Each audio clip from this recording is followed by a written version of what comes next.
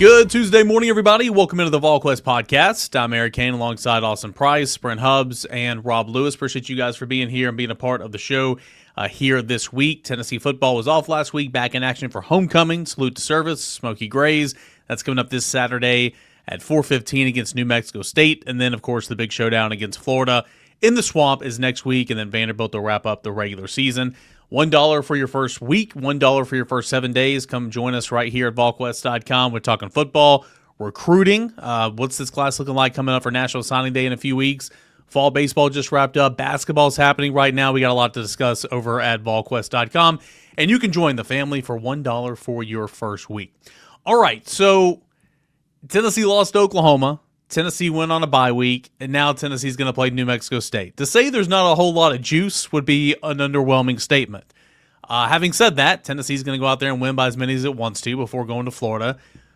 This game, it's a good reprieve, a good reset and all that, but also it's kind of changed, Brent. You know, it's a chance to evaluate your roster. You need to go in there and handle your business, no doubt, but you need to go in there and play a lot of guys and show some love to some guys, and it's kind of this game holds different meaning than what it did maybe 5 years ago.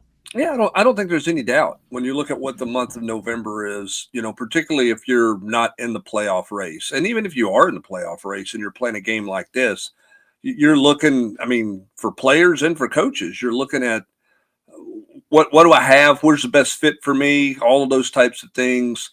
You know, this is an evaluation game. If you take care of your business the way you need to with your starters, and then you get into the mode of evaluating. I know no coach wants to hear that, Austin, because it's, you know, it's about the opponent and, you know, every game's, you know, its own opportunity and, you know, blah, blah, blah, blah, blah. But the reality is Tennessee's favored by 5+ touchdowns in this game. And you have to capitalize on opportunities like this and evaluate. And both sides are evaluating, ironically, which is something that we didn't see 5 to 7 years ago. And that's why this game has some importance and some merit to it. Absolutely.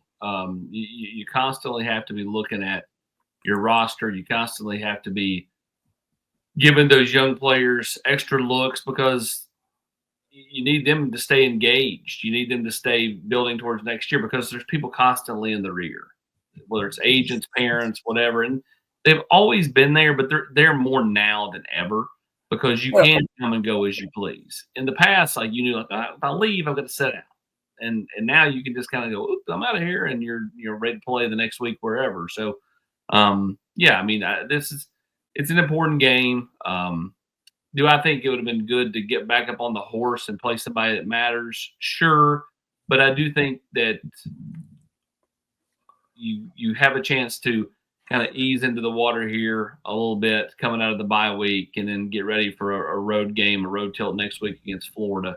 So there's opportunities this week for a myriad of different players, whether it be old or young alike. Well, and I'll say this too. This is not where you're going with this, Eric, but I'll throw this in there right quick. I mean, you look at Tennessee's schedule next year, Rob, there isn't a game like this in November. It's all conference stuff. And so, I mean, you're going to play all those games early in the year. And I'm wondering with the SEC and the 9-game schedule, is this weekend before the final rivalry weekends or whatever that may be? I mean, for most schools, it's the Florida weekend, Florida-Tennessee weekend. There's a bunch of bad games in this league.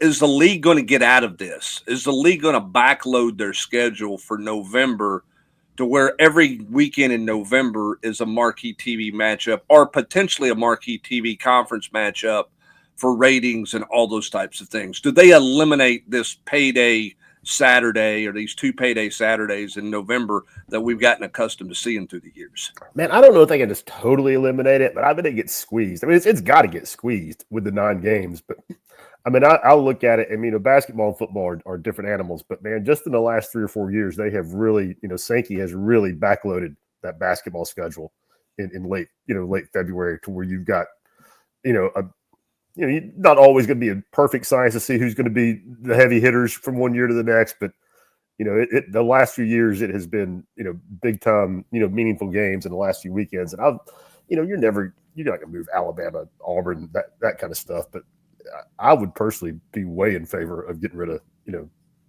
Samford stumbling in and picking up a paycheck from somebody in the second or third week in November, same for New Mexico State. But, I see it both ways, but I think we'd all be a fan of all these games, the next few weekends meaning something.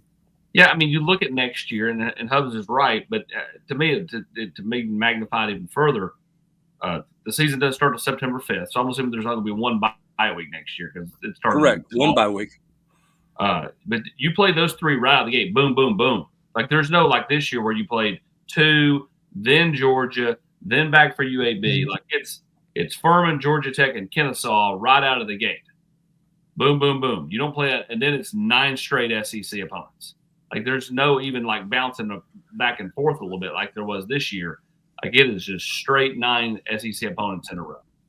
Well, I wonder. Yeah, sorry. I wonder how the league, Eric, is just going to manage this. I mean, think about the last weekend in this league. The last weekend in this league is Clemson, South Carolina. It's Florida, Florida State. Georgia Tech. It's Kentucky, Louisville. Does the league want to try to get those games in a different place so that the last weekend of the year has conference playoff implications, has conference championship game type implications, which we're going to see in the ACC down the stretch for them because of the way that there's so many one-loss teams that are going to play each other in the ACC. I just wonder for drama if the conference is not going to try to squeeze on some of those teams to move their traditional non-conference into season games away from where they've been for a million years. I don't know. I think I know it's a total side note, but I think it's going to be interesting to kind of see how that 9-game slate factors in and how the conference do they try to do in football what they've done in basketball to a degree. But I think you could do that and not get rid of Georgia Tech, South Carolina, Clemson. I mean, there's that get rid of, whoever Alabama's playing, next weekend, Tennessee, get rid of this Tennessee, New Mexico State game. I mean, I can, I see both sides of it, but, I don't love Georgia Tech into, Tennessee, New Mexico State. No, I agree. I know you don't either, Hubbard. Yeah. No, those are different because, I mean, Georgia's got, they've got one of those payday games in there. What I'm saying is, do they try to move Georgia Tech to week 2 or week 3 and get it out of the last week of the season so that the last week of the season might be, Georgia, South Carolina, or somebody in the league that it matters, much the same way Alabama, Auburn are playing the last weekend of the league. I mean, for years you had, everybody clamoring for Tennessee to play Florida in November instead of in week 2 or week 3 of the season, and you're like, okay, drama in the East over. Okay, there's nothing to really entertain you for the Eastern Division the rest of the year. Do they try to move those games, not get rid of them, but move them to a different place in the season? I think those would be good games to kind of kick off the season, right? Those season, Aflac kickoff challenge games, that type of stuff. I think that'd make a whole lot of sense to get like going. When Clemson plays Georgia occasionally. I mean, that's kind of that same kind of ilk of. I mean, not the tradition that they have with Georgia Tech, but I'm with you, EC. If Georgia and Georgia Tech played in Atlanta every year and Labor Day weekend, that'd be a big game. Also, I mean, I can't answer this because I'm not a fan of these programs. How much do these games mean to those fan bases, right? Like Clemson, South Carolina is a big deal. Kentucky, Louisville, they don't like each other. How much is Georgia fans caring about playing Georgia Tech right now? I guess what I'm trying to say is, how big of a deal would it be to move those games? Is it something that the fan, like with all the changes happening in college football right now in college athletics, that's just another change. Like, how big of a change would that be to those fan bases? I don't know the answer to that. I mean, I guess if you're still playing those teams just at a different time, it's not that big of a blow. Well, I bet neither one of them like playing each other the last week of the season right now, Austin. Yeah. I mean, they're both in the playoff hunt. It's a non-conference game. I mean, it's good drama because they're in there, but particularly in years where, what was it, last year Georgia barely escaped Georgia Tech last year? That could have that could have ruined Georgia's playoff chances at that point. So this year's a little different because the game's going to carry meaning for both teams. But there's been a lot of times where that game has been Georgia just can't screw it up because it doesn't benefit Georgia at the end of the season. And we all know the importance or the significance of losing late and the impact that can have. Yeah, and when you think about the fact that like rivalry games are just different. I mean, you play a rivalry game and throw out the records. I mean, how many times over the last 10 years has been Auburn kind of not been very good in the regular season, but they've been ridiculously tough for Alabama to put away. I mean, you go back down to the 4th and 26 or whatever it was. I mean, that was a terrible Auburn team. I mean, they just multiple multiple examples of when it's a rivalry game, and those are rivalry games. To your point about Georgia and Georgia Tech last year, I mean, Georgia Tech had no reason to be on the field with Georgia, but yet there they were pushing them into overtime.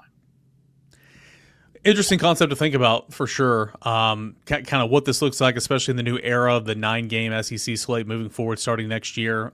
Again, the way the calendar plays out, only going to be one bye week, so those are all kind of some things to consider. You look at this Saturday, and first and foremost, Tennessee's got to handle its business. It's got to be mature. And, I think, and I mean, I could be wrong. I'm sure there are certain lulls or, maybe a game I'm missing. But, I mean, during the Josh Heupel era, these games, Tennessee's handled very well. 2023, Austin Peay's the only one. They didn't want to play. And it showed because it was a very ugly, disgusting football game, and it looked awful. But these games, Josh Heupel's handled very, very well. So you got to do that first and foremost. But say Tennessee jumps out to the big league like it should. What does it look like, Austin, when you're trying to show some other guys some love? When and where do you play this guy? Who needs to get touches? More so than anything, maybe it can be some veterans. I'm not just talking about the freshmen or young guys. Maybe it needs some veterans that need to get going for, obviously, what's the next week? That's Florida. How does Saturday play out in a perfect world if you're Josh Heupel?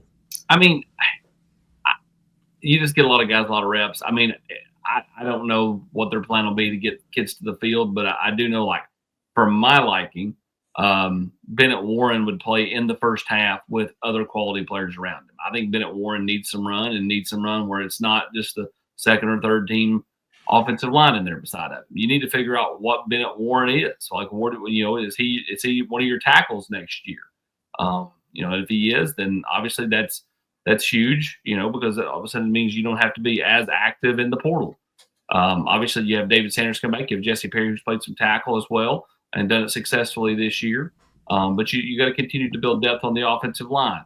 Everybody's going to talk about the quarterbacks. I know where I stand. I would put George in second because, again, I don't think Merklinger will be here. So I think, wasting valuable reps in a game like this. I'm not saying don't play Merklinger. I think that's silly too. But, I mean, I would get George in there again with quality players around him. Don't put him in there when it's the 3s and 4s. Deshaun Brame is one that I'm looking at. Anybody that you think is, to quote Brent Hubbs, on or above the line, then they need to play when it is it matters. I think that's something that I think is important. Playing when it matters. Yeah, I mean, for me, by the way, I like how y'all make fun of all my little lines, and then y'all use my little lines. That makes me happy, by the way.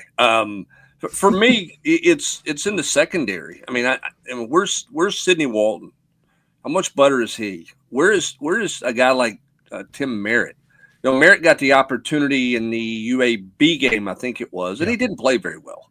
Wasn't ready, gave up a bunch of yards and just clearly wasn't ready.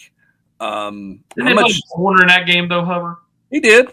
But how much? So, I mean, play him corner this game. You're still trying to figure out what he can, where he is. Sure. I mean, how much more mature is he about preparing to play now than he was 2 months ago? How much better has he gotten over the course of the last 5 or 6 weeks? I mean, you talk about trying to figure out some of your portal needs on the offensive line, and you're exactly right. There's no greater portal need for me with this program than in the secondary. How many do you need? Don't you make part of that decision based on where you think some of these young guys are? And man, to give an evaluation of them, you got to give them some legitimate snaps and go. So, I mean, I would rotate heavily in the secondary early in the game, and not wait till, it's the score's out of hand and okay, we're going to play some guys in the, in the third and fourth quarter and be done. I mean, I'd like to see DeJuan Morris get a carry or two with some guys that count up front as well. So I don't know that you can knock all of it out and do everything you want to do. But, boy, I think you got to be careful and not get into this, well, that unit punted, so we're going to give them one more series and we're not going to play these next round of guys. Like, I mean, you got to get everybody as many chances as you can get them. and you better not bring that first team. If you do what you're supposed to do to start this game, you better not bring that first team offense back out to start the second half. Yeah. And hey, to Josh Heupel's credit, he did not do that against UAB. Well, he did not do that with Joey Aguilar. I think I'd have to go back and look. Maybe the first team offensive line was out there. But anyway, you do not need to be playing past halftime in a game like this. So if Tennessee comes out and handles business, Rob, maybe who are some veterans that need to – I mean, use this week for what it is, right? Go beat the crap out of somebody you're supposed to beat the crap out of somebody. Feel good about yourself going into a place where it's been a house of horrors for Tennessee. Who's a veteran that could use a really good game in that regard? Yeah, I mean, I don't think it's a huge deal because I don't think he's really in a slump. Deshaun Bishop, he was rocking and rolling there against Alabama and Arkansas had almost 300 yards in 2 games. Him specifically, but the run game in general. I thought Kentucky really sold out and Joey made them pay through the air, to stop the run. But Oklahoma, that was a slog. The ground game is what it is at this point in time, but maybe get a little momentum going there and have Deshaun 100 yards by halftime, rip off a couple big ones. Would like to see that, and I don't really think the passing game needs any juju from what they've going. But knowing Josh or being around him, I'll be surprised if he didn't want to put 40 or 50 on the board in the first half. I would look for them to sling it around. We're not going to dive into who New Mexico State is. We got the first glance earlier this week. Rob will have the matchup piece coming up later. But I do want to make this note. I think it's very interesting. 2 years ago, New Mexico State had Diego Pavia and Star Thomas in the backfield. Pavia, of course, the quarterback, and Star Thomas, the running back. Last year, the backfield for the Aggies was Mike Washington, who's now at Arkansas, and Seth McGowan, who's now at Kentucky. They've had some really good players in the offense the last couple of years, and now they're no longer there, and the offense is dreadful this year. The defense has gotten a little bit better. So I don't know. I've thought that was kind of funny all week long, thinking about some of these SEC impactful players that were part of this program just a few short years ago. Yeah, and that just tells you what the portal is and how hard it is for schools at that level and the challenge that you have. Rob, they're dealing with it in basketball. You're dealing with it everywhere. I mean, for a lot of guys, it's like if you're on the cusp, are you kind of the last man into a Power 4 team, or do you take a, quote, lesser school and go earn your stripes and then get re-recruited? And I think there's a thought process by some in Austin, and you jump in here too. I mean, I'm talking basketball, but football factors is I don't want to call those schools junior college schools, but it feels like there's a little bit of that, like, hey, go there, get on the court, get on the field, get your reps, get playing time, get film, and then go back through the recruiting process. It's a thing in baseball for sure. I don't know. I mean, I think it's accurate to call them feeder programs. Okay. And and that's just reality. I mean, I don't think that's a slap in the face in New Mexico State or, whoever, but that's legit. And I think AP, I think you see this a lot I think you see kids coming out of high school that are more willing to bet on themselves and go somewhere, like, I don't know, Tennessee Tech. I'm just pulling that out for a year and, see what they can get because of the portal. Absolutely. The quarterback at Powell, Deuce Rogers, big 6'3", 6'4", he's a tank. Runs the ball extremely well. He's tougher than nails. I think he's a tight end at the next level, H-back. And, he's going to get offered. He's been offered by the likes of Austin P and Eastern Kentucky and those type of schools. I think he could potentially be better than that long term. I don't know if it's Tennessee type good, but I think he could be better than those schools long term. But he's got to go to those schools, put it on tape, prove he can do it. If he proves he can do it, he's going to bounce back some form or fashion to a bigger version of that school. And that's what that realm and ilk of school is going to be trying to produce now. And it's hard. That's hard. I mean, I'm telling you, those are hard jobs because, you think you go find somebody that's, hey, we've got a guy that we've evaluated better than everybody else, and then we develop somebody, and bam, they leave you. And look, sometimes it happens at the Power 4 level too. Let's not kid ourselves, right? You see a guy leave a Power 4 school to go to a better Power 4 school, but particularly at that level, man. And New Mexico State's a great example of just kind of what has left their offense the last couple of years is just like I mean, it's setting some schools up at the Power 4 level to be successful. Well, I remember talking to Jamie Chadwell at Liberty, and Caden Salter 2 years ago started putting up numbers, and that kid was getting blown up left and right by schools. And so that's you're going to have that. If you got a kid that's worth anything, he's probably going to be not with you very much longer. Yeah. And think about Tennessee baseball. I mean, Tennessee baseball is a premier destination now. It has been the last couple of years. You go out there and get your big hitters, Clemson, Billy Amick, and, there's several other cases like that. But Tennessee went to Kennesaw State last year and got a pitcher that throws 100 miles an hour. They went right back down there and got another pitcher that's going to be one of their best bullpen arms. You went to Bowling Green and got Garrett Wright, who could be your starting catcher or center fielder.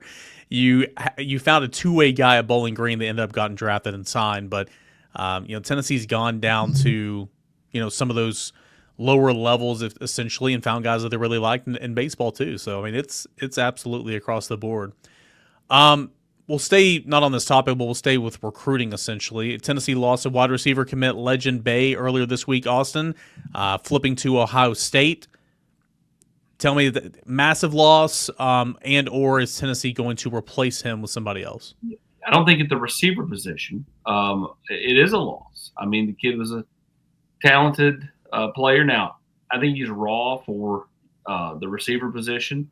Tennessee was recruiting to play receiver. Ohio State wanted him to play a little hybrid, kind of Debo Samuel, a little hybrid receiver running back.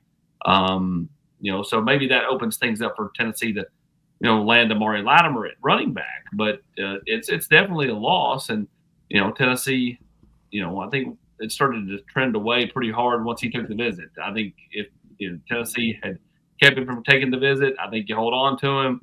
But once he got up there and Ohio State made the pitch, and it's such a factory to the NFL, I think it just holds down to Ohio State, produces players at his position, especially the receiver spot, at a crazy high level. And that thing was just going to go one direction once he took that visit. It never felt the same. I know Tennessee went down there last week. They tried to flip the momentum, but the momentum stayed the same. Also, I'm curious about this one on him, and this is not a knock on him. This is not a knock on anybody, but it felt like when he committed, it was, I don't want to say drugged to the commitment line, but it was back and forth. Like, is he going to do something this day? Is he not going to do something this day? Can he make a decision? Can he not make a decision? Didn't you always kind of wonder, like, if he ever decided to listen to somebody, whether it was Ohio State or somebody else, it was going to get hard because he had a hard time with the decision process. 100%. Fair or not fair? No, that's totally fair. When he committed, I told anybody that would listen, that one is one that's primed to flip. But I always thought it would be like Texas A&M. Like, Tennessee kept him from taking the visit to Texas A&M multiple times when A&M tried to make a run at him. Then Ohio State came calling, and he takes that visit, and it just spiraled. And so, again, it's a loss. There's no other way to sugarcoat it. Now, again, extremely raw. He's a guy, in my opinion, that Gus Johnson will be screaming, or you'll just never hear from him again. Like, to me, it's going to be big boom or nothing. Like, I mean, and with him, because again, like, you've seen guys that are special with the ball in their hands. Tennessee, I think he's a better player than Jimmy Holiday was, but a similar type. Played quarterback in high school, unbelievably really talented athlete. But how did he transition to the position of receiver? How does Legend Bay transition? I think Ohio State's pretty smart putting him at running back because that's more like what he's accustomed to at the high school level. We'll see how he does. But again, he is he's a good football player. It's a loss for Tennessee, no doubt. And that was my Gus Johnson impersonation. So Tennessee now has two true wide receivers and one athlete. Celestia Moe is going to play wide receiver here, but you got a 5-star and Tristan Keys. Then you have Tyreek King here at Knoxville Catholic High School that is very much thought highly of in this class as well. I would tell you, Eric, since you're on the numbers, I mean, you just look at it off this year. You're going to have Mike back. You're going to have Bradley Staley back. Again, this is all predicated on them being good with the NIL numbers that are presented. But like, you're going to have those two guys back. Radarius Jackson, Travis Smith, Joakim Dodson. I mean, you only play so many. So like, is it a loss? It's absolutely a loss. He's a really good player. Is it one of those where like it's debilitating? No. National Signing Day is coming up in less than a month now, and of course we'll see who else Tennessee can maybe get to the finish line, if Tennessee can flip any other candidates. More on that with Trail Tidbits coming up tomorrow with Matt Ray. All right, when we come back, we'll take a look at Tennessee basketball. Big game for JP Estrella, what this means moving forward. Tennessee fall has come to an end, and then a look around the SEC. All that and more coming up next right here on the Volquest podcast. Hey everybody, I want to tell you about Gametime. Gametime is an app that gives the advantage back to the fans, right? It's a hack for unlocking amazing tickets and experiences in just a few taps. Incredibly easy to use, and using Gametime means you're going to get 100% authentic tickets on time and at the best price. Plus, fees are always included, so what you see is what you pay for.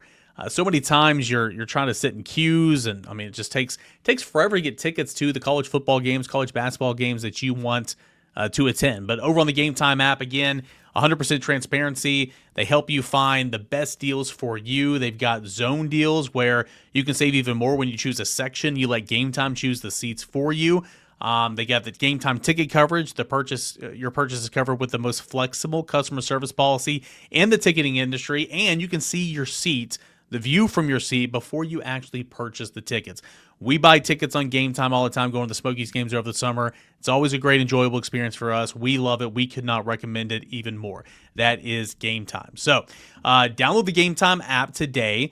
Create an account, put in the redeem code ON3 for $20 off your first purchase. Terms apply. Again, create that account, put in ON3, ON3 for $20 off. Swipe, tap, ticket, go. Download the Gametime app today. Everybody, I want to tell you about BetMGM as well this football season, this basketball season. When you join BetMGM, you get access to a variety of parlay selection features like same-game parlays, live betting options, and so much more. If you haven't signed up for BetMGM yet, use this bonus code ON3, and you're going to get $1,500 in first bet offer on your first wager with BetMGM. Here is how it works. Download the BetMGM app and sign up using the bonus code ON3. Deposit at least $10, place your first wager on any game. Then you're going to receive up to $1,500 in bonus bets if your first bet loses. Just make sure you put in that bonus code ON3. Make this college football season, the rest of it, legendary. Make it one for the history books with BetMGM. See BetMGM.com for terms and conditions. 21 plus or older. U.S. promotion offers not available in New York, Nevada, Ontario, or Puerto Rico. Gambling problem? Call 1-800-GAMBLER. Available in U.S. Call 877-8-HOPE-NY. Text HOPE-NY 467-369-NY. Call 1-800-NEXT-STEP-AZ. 1-800-327-5050-MA. 1-800-BETS-OFF. IA. 1-800-981-0023-PR. First bet offer for new customers only. Subject to eligibility requirements. Rewards are non-withdrawable bets, bonus bets that expire in 7 days. In partnership with Kansas Crossing Casino and Hotel. Don't forget, if you haven't signed up for BetMGM yet this season, put in that bonus code ON3, and you're going to get $1,500 in first bet offer today. Tennessee basketball off to a 2-0 start. A gross win over Mercer with 19 turnovers. That was fixed a little bit. Only 12 turnovers in Tennessee's win over Northern Kentucky. The Norse, an offensive explosion, 95-56, the winner on Saturday afternoon. Rob, a lot of good from a lot of different people. Percentages were good. Tennessee bullied them in the paint and all that and more. But for me, the story was JP Estrella and what this could mean for Tennessee's inside game moving forward. And a guy that everybody's had high hopes for so long, but he's obviously been banged up. Yeah, I mean, I think a lot of people have kind of forgotten. I mean, JP was a big-time recruit. I mean, official visits to Duke. I mean, Kansas, was after him. I mean, could have gone anywhere. I mean, JP was a big deal. And, didn't play a lot as a freshman on a really good Elite Eight team. And then last year was kind of a forgotten guy. I mean, would have been a big part of the puzzle. And small sample size, but for me, I mean, given Felix's, offensive limitations, I mean, he does a lot of good things, but, he's not a big time scorer. JP looks like far and away their best two-way big right now. And he can do a lot of things. I'm not expect him to shoot 40% from three, but he's shown you he can step out and knock that shot down. He can give you rim protection. Runs the floor great, good passer in the low post, or kicking it out, or the high post. You saw him feed Cade from lob the other day. So, I think you've got to be really happy with JP. And again, I wouldn't put a lot of stock in much because of the competition, but pretty clearly JP is going to be able to help. All right, Rob. Rick Barnes is playing the entire bench right now. Is that who this team is? Are they really going to be 11 deep? Like what is And I know they've got several. I mean, they're going to go to Vegas and play some real competition. That'll change some rotation stuff. But how much of this is he's just figuring things out versus, man, I can really play a lot more bodies than I've ever really played in my time at Tennessee? Yeah, I mean, I don't know. I mean, I asked him point blank, after the opener, if he was going to be playing 11 guys. I mean, because he played 11 guys 10 minutes a game. He said, yeah, we need them all. He came back. He did it again on Saturday. To me, just based on how he's handled his business here in 10 years, I have a hard time seeing him playing that many guys, that many regular defined minutes in a rotation. But, the proof is in the pudding right now, and he's done it. To me, the thing is going to be, I think some guys are going to have to play better if they're going to keep getting double-digit minutes, and surprisingly, that's the veterans. I'm not, I saw some people in the general quarters, clamoring, get Jalen Carey out, get Amari Abrams out. Nobody's saying that after 2 games, but I do think that the 2 freshmen, Troy Henderson and Dwayne Brown, have definitely served notice that they are ready to help, and that they're not taking a back seat. So that to me is what it's going to come down to. And again, 2 games in, you don't want to make any concrete statements, but are Abrams and Carey going to step it up and compete with Brown and Henderson for those minutes? And you played 2 nobody teams, and that were no kind of competition and no kind of drama in the second half. So I don't think we need to draw any firm conclusions, but man, those 2 freshmen are way better, way more prepared to help than I thought they would be. That's what I was going to ask you, Rob. I mean, particularly with Brown and Carey, is it more of a surprise that Brown has done what he has done, including the exhibition game, and kind of how far he's come since he arrived at Tennessee? Is that a bigger surprise, or is Carey's, I hate to call it struggles, but his ineffectiveness or lack of effectiveness? You can call it lack of production. I mean, for sure. I mean, now he did produce against Duke. I'm not mistaken. Didn't he have 10 rebounds against? I mean, he didn't score it well, but I'm pretty sure he had double-digit rebounds against Duke in the exhibition. But in double-digit minutes in these 2 first 2 games, he hasn't done much. So I would say it's both. I mean, Coach Barnes, Rick talked Brown up a lot during the summer, and he looked a lot better than I expected, just physically. A lot of times you see those young bigs, and they're kind of sloppy, carrying some extra baggage. And Dwayne was not like that. I mean, he showed up in shape, which is, an eye opener for, 6'9", 270-pound 18-year-old.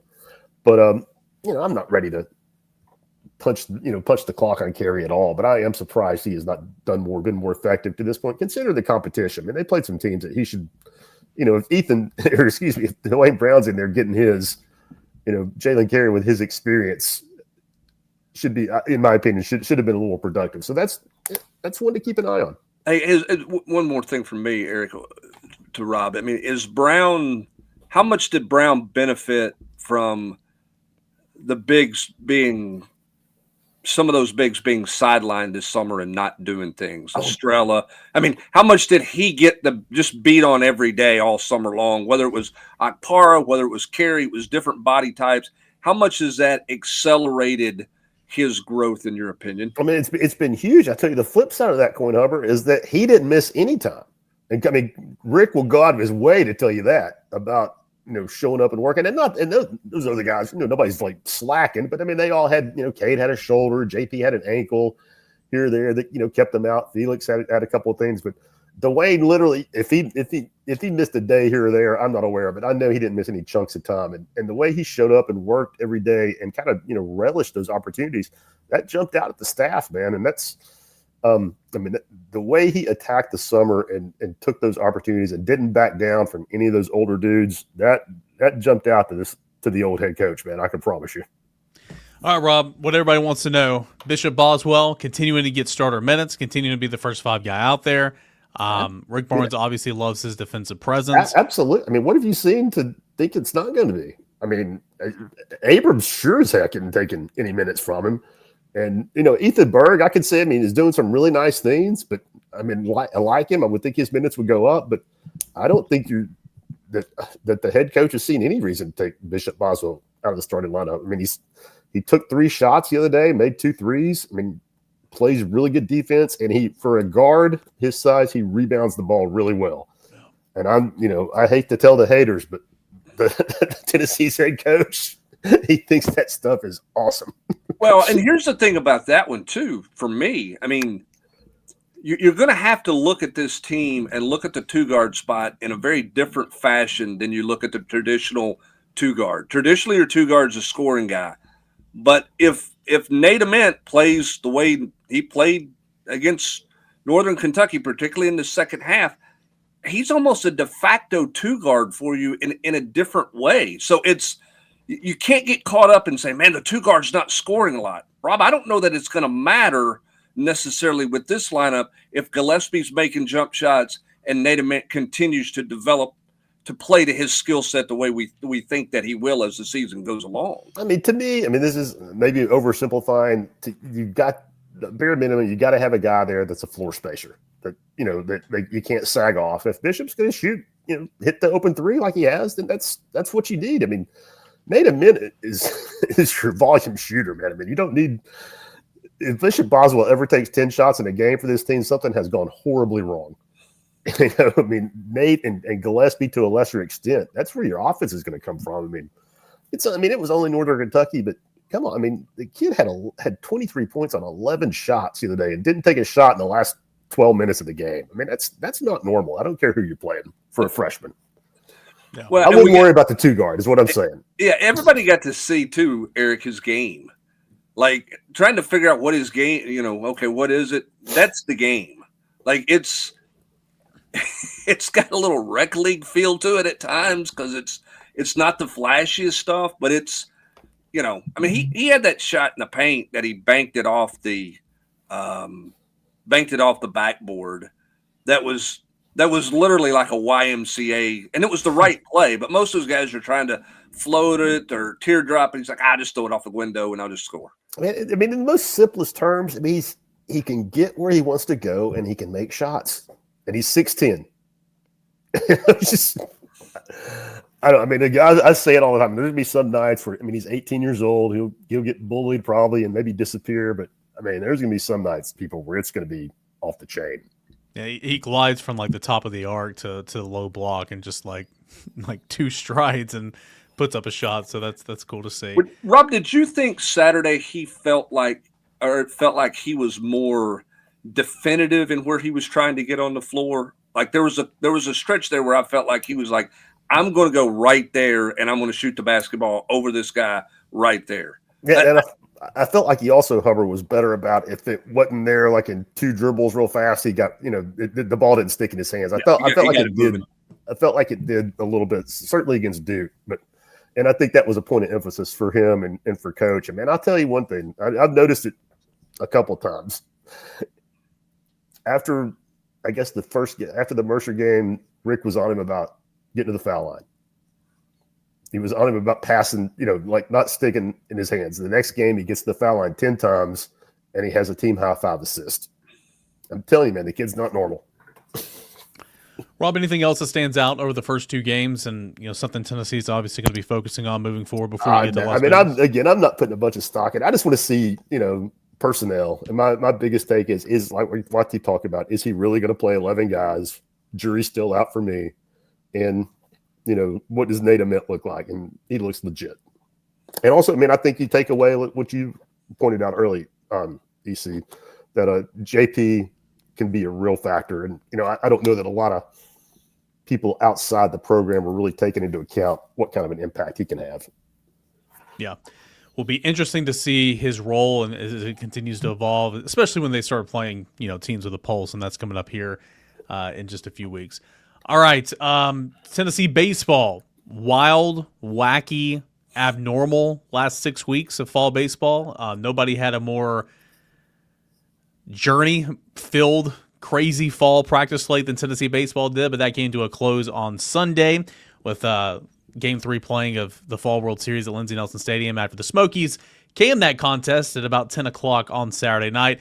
Brent Hubbs, it feels like the Tennessee baseball team, Josh Elander said countless times on Sunday, love the professionalism, love the way they handle business. They had questions, they had doubts, they came to work every single day, and they got better. He said that in his introductory press conference. He said that on Sunday. He said that in a couple of different avenues.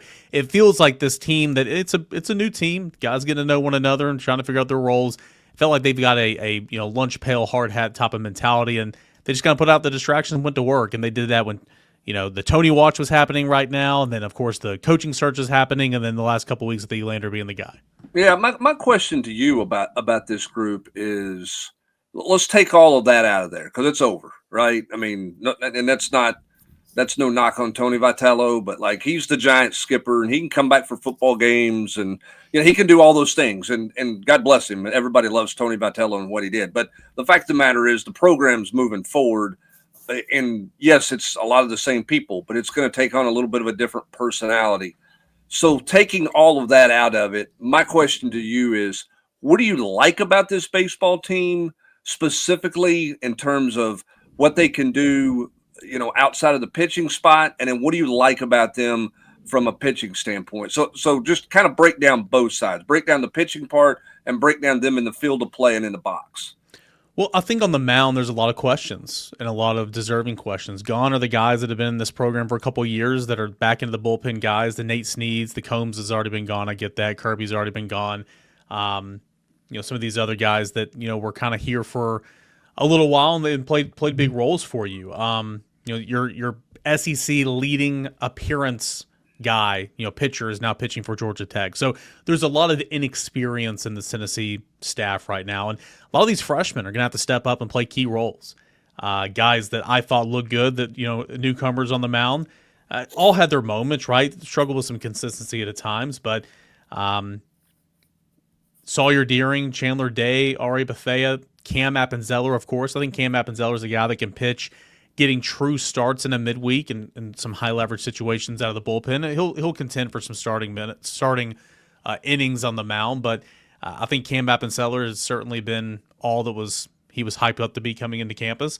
I think the transfers will look good. Landon Mack's going to be either a Friday or Saturday guy. He got off to a really rough start, but he finished strong, and you can see why he was Tennessee's number 1 or number 2 option out of the portal.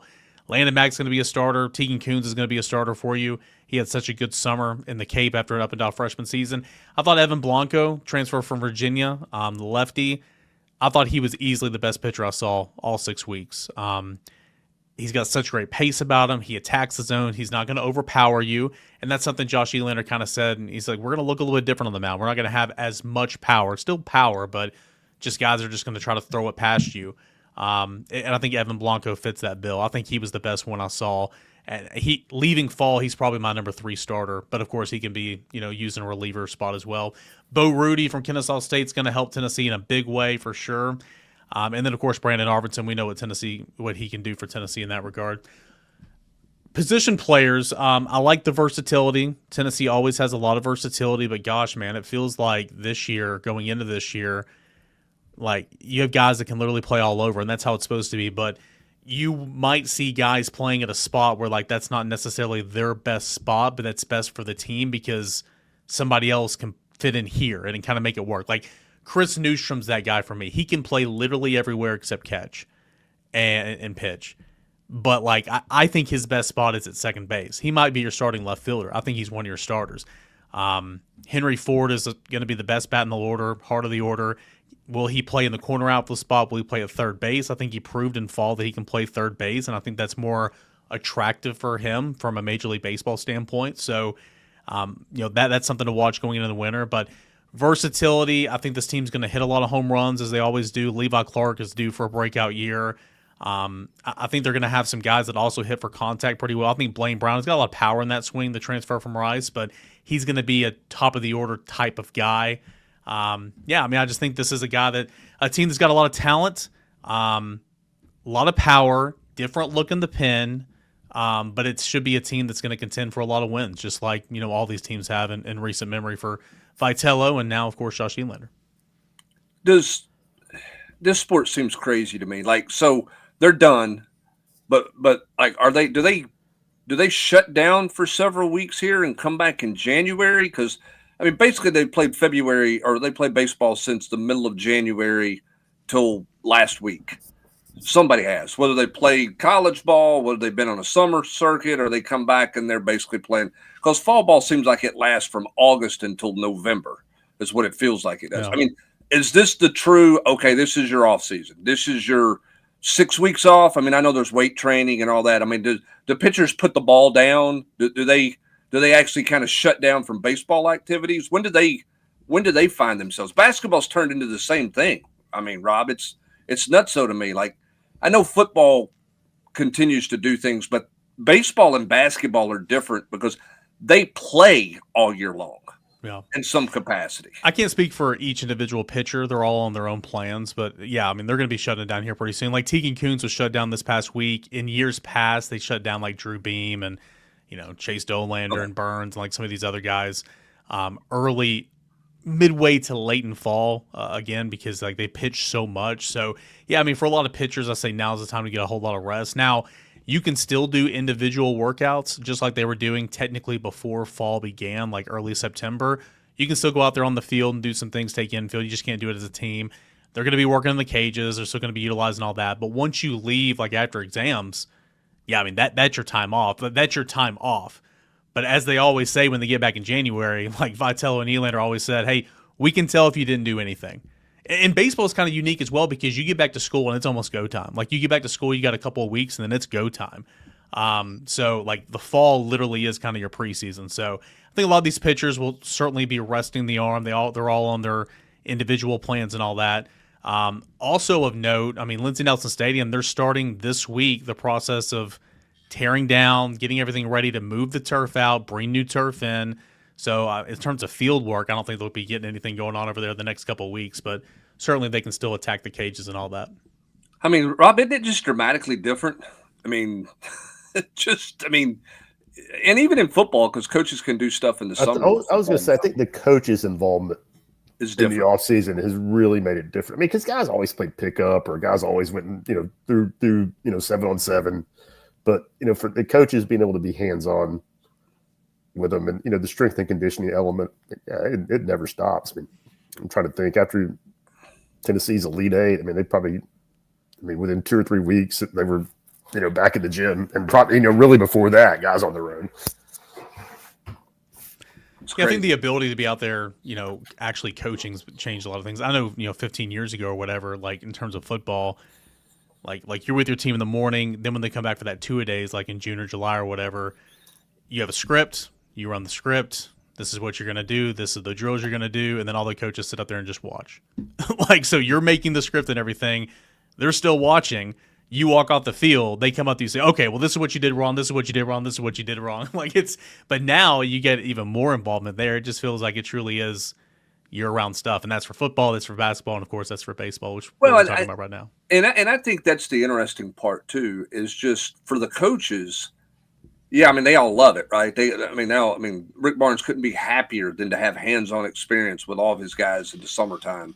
Even more than it was 10 or 15 years ago when they could get the one-on-one or the individual stuff.